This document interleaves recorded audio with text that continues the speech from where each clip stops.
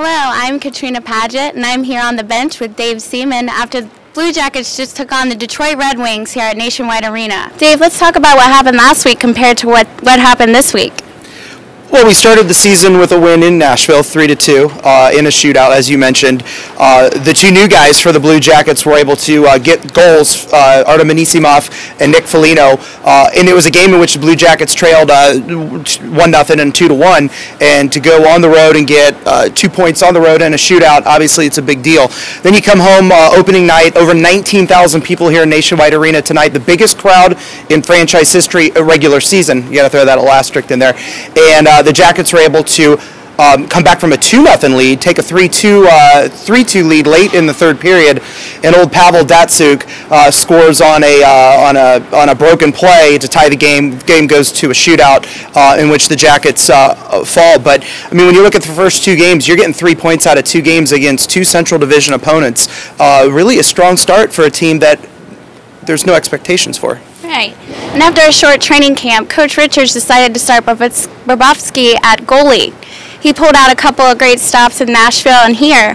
What do you think to expect from the next few games and the decisions that they've made? Well, I think that Todd Richards made the right choice. I mean, when you look at it, Sergei Bobrovsky did play over in the KHL during the lockout, and you know, if it wasn't for Bobrovsky against the Red Wings, it could have very easily have been a 3-0 lead in the first period. He's made great saves. He's been very strong, and it's really helped the defense keep the puck out of the net.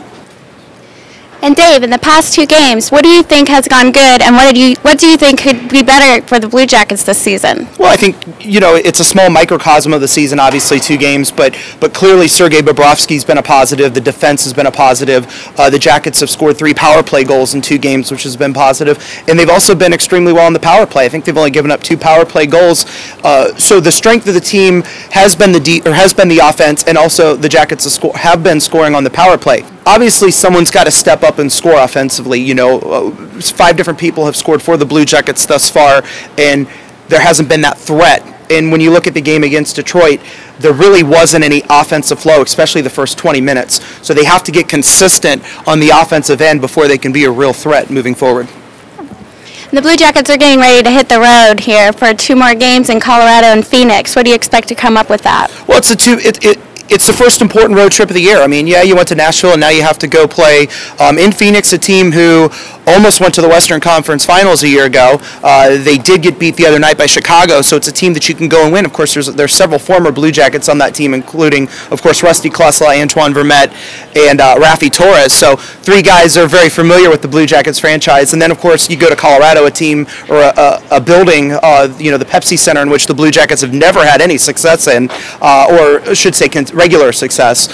So that's something, you know, you got 2 tough games, and then you come home Saturday night and play the Chicago Blackhawks, a team that beat up on the LA Kings, of course, the team that won the Stanley Cup a year ago, and then beat Phoenix 5-3 last night in Phoenix. So in this marathon of a season, in this sprint of this season, it's going to be one tough game after another, and that's the reality of a 48-game season.